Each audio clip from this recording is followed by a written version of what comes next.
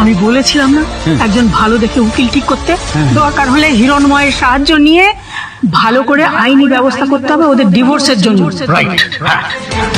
প্রতিজ্ঞা সিরিয়ালের আজকের ফুল এপিসোডটি দেখতে হলে একটি লাইক ও সাবস্ক্রাইব করুন।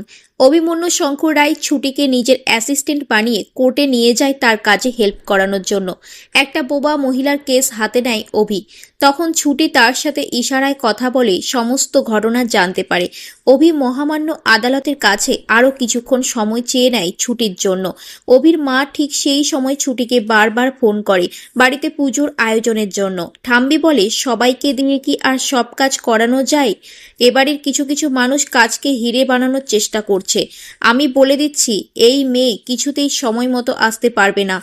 অভির বাবাকে ঠাম্মি বলে, যাকে তুই বাড়ির বউ বলে মানিস না তার জন্য পুজোর বাজার কেন করবি তুই? তোর বউ তার ছেলে বৌমাকে নিয়ে কত নাচতে পারে নাচুক। আর আমি তো বলেছিলাম ভালো উকিল দেখতে, দরকার হলে হিরণময়কে বলে ওদের ডিভোর্সের ব্যবস্থাটা করতে হবে।